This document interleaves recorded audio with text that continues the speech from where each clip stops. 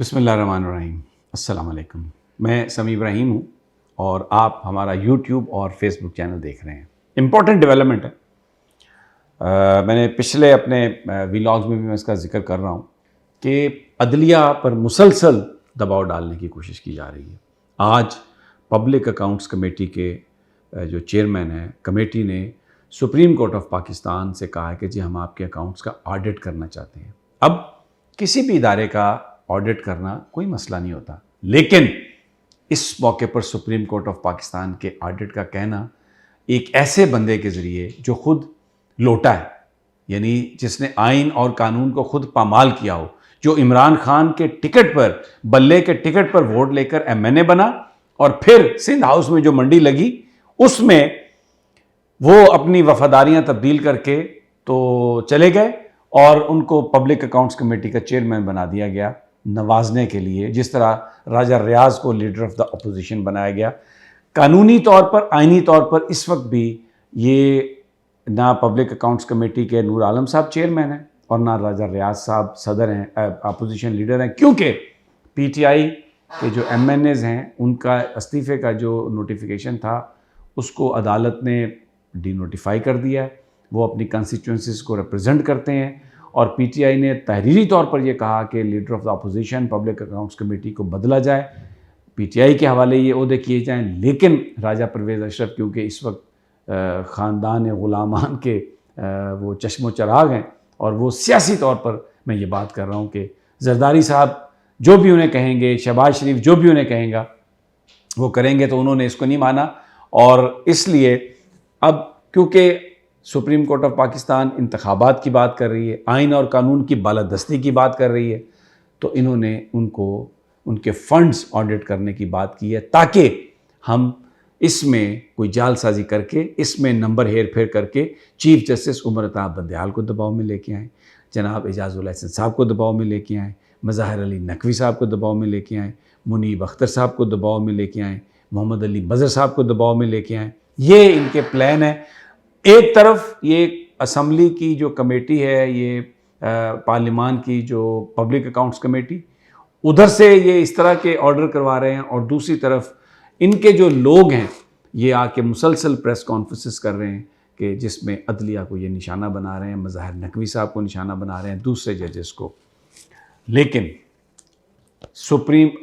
वकला की जो तंजीमें हैं उन्होंने ये ऐलान कर दिया है कि अगर पाकिस्तान की अदलिया पर किसी ने हमले की कोशिश की, किसी ने किसी जज को डराने की, धमकाने की, किसी तब्दीली की करने की कोशिश की, तो पाकिस्तान के वकला इसके ख़िलाफ़ मुत्तहद हो चुके हैं। और ये ऐलान किया Lahore high court bar association के सदर जनाब इश्तियाक अहमद ने। सुप्रीम कोर्ट बार के सदर आबिद ज़ुबैरी पहले ही ये ऐलान कर चुके हैं। और कल जो रैली निकाली जा रही है, इमरान खान साहब जो निकाल रहे हैं लाहौर में, एक तो वो अपनी इंतखाबी मुहिम का आगाज़ कर रहे हैं, इसमें कोई शक नहीं। उन्होंने इस हवाले से ट्वीट भी किया और कहा है कि कल पूरा लाहौर निकले बाहर और अपील की है लाहौरियों से कि आप बाहर आएँ और तहर्रुक उन्होंने कहा है अपने पार्टी वर्कर्स को कि वो पैदा करें, लोगों को बताएं, कायल करें कि वो अपने घरों से निकलें, वोट डालने के लिए आएँ, क्योंकि यही एक तरीका है इस माफिया से जान छुड़ाने का। इलेक्शन कैंपेन तो अपनी जगह पर है ये, लेकिन इसके साथ साथ ये अदलिया के साथ इजहार यकजहती भी है। अदलिया के साथ इजहार यकजहती भी है क्योंकि इमरान खान साहब ने यह कहा है कि कौम अदलिया के साथ खड़ी है, सीसा पिलाई हुई दीवार के मानद वो अपनी अदलिया का दिफा करेगी। और जो लोग इस वक्त जजेस को डराने की कोशिश कर रहे हैं, उनको स्कैंडलाइज करने की कोशिश कर रहे हैं, ये समझकर कि जिस तरह उन्होंने 1998 में सजाद अली शाह साहब से फरागत हासिल कर ली थी, अब भी ये कर सकेंगे, तो PTI ये उनसे कह रही है कि होश के नाखुन लें।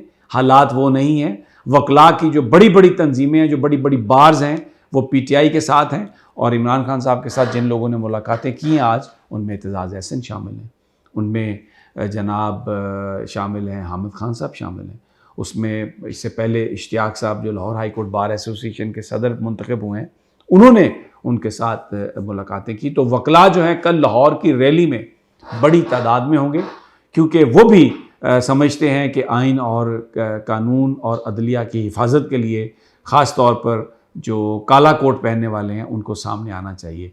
तो फैसला कुन मराहल में ये मामला चल रहा है। आज मरीम नवाज़ का शेखुपुरा में उनकी गैदरिंग थी नून लीग की।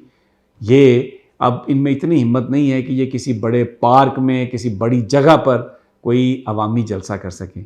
ये वर्कर्स कन्वेंशन के नाम पर जो बाज़ार हैं, गलियां हैं, उनमें सीधी कुर्सियां लगा के तो कैमरे के लंबे लंबे शॉट लेके एक नई ठगी और नौसरबाजी कर रहे हैं। लोगों को ये बताने की कोशिश कर रहे हैं कि ये देखें लोग हमारे साथ हैं। बड़ी एक मुनज़्ज़म इस तरह से वो कैंपेन कर रहे हैं। और आज जो झूठी गुफ्तगू की, जो इल्ज़ामात लगाए, इमरान खान को इन्होंने कहा कि वो गीदड़ है, इमरान खान डरा हुआ है, और फिर साथ में ये कहा मरीम नवाज़ ने कि नवाज शरीफ ने कभी बीमारी का बहाना नहीं बनाया, नवाज शरीफ कभी अदालत पेश होने से गुरेजा नहीं है।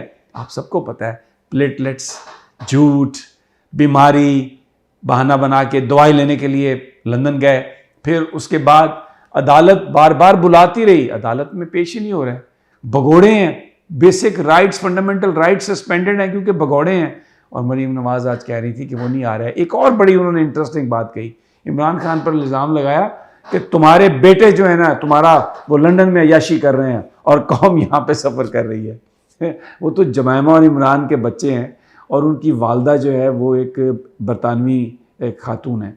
ये इनके जो हसन और हुसैन हैं, ये तो नवाज शरीफ साहब और कुलसूम साहबा के साहबजादे हैं, और ये यहाँ से भाग के वहाँ की नेशनलिटी लेके बैठे हुए हैं, भगौड़े हैं, वांटेड हैं, लेकिन वापस नहीं आ रहे। और कभी जी मरीम साहबा कहती हैं झूठ नहीं हमने बोला, तो आज पूरा पाकिस्तान का मीडिया मरीम नवाज़ की वो गुफ्तगू सुना रहा है जिसमें उन्होंने कहा कि मेरी लंदन तो क्या पाकिस्तान में भी कोई जायदाद नहीं है और पता नहीं कहाँ से ये जायदादें निकाल के ले आते हैं। एक कॉमेडी सर्कस था, एक कॉमेडी शो आज मरीम नवाज़ ने करने की कोशिश की है। बिल्कुल बावले हो चुके हैं, बिल्कुल परेशान हो चुके हैं, बिल्कुल घबरा गए हैं और निशाना अदलिया को बना रहे हैं। आज एक और बात हुई जो बड़ी, जिसने बिल्कुल वो जो एक झूठ की जो हंडिया थी बीच चौराहे में उसको फोड़ दिया। इलेक्शन कमीशन ऑफ पाकिस्तान ने दरख्वास्त दी है कि गुलाम महमूद डोगर जो ट्रांसफ़र केस है उसमें हमें पार्टी बना लिया जाए।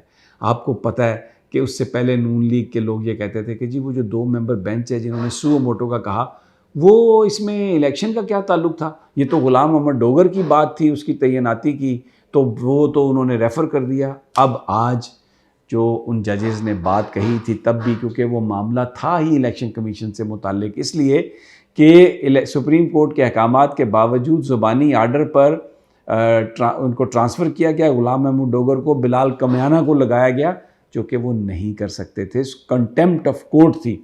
तो आज इलेक्शन कमीशन ने कहा है जी कि क्योंकि फ्री फेयर इलेक्शन होने हैं तो गुलाम महमूद डोगर साहब जो हैं वो उनका टिल्ट था इमरान खान साहब की तरफ, तो उनकी मौजूदगी में इलेक्शन नहीं हो सकते। लेकिन आप देखें लगाया किसको उनकी जगह, बिलाल सदीक कमियाने को, जो 25 मई को CCPO थे, जिन्होंने PTI के वर्कर्स को मार मार के उनका भुरकस निकाल दिया था और ये तैनाती हमजा शहबाज ने की थी।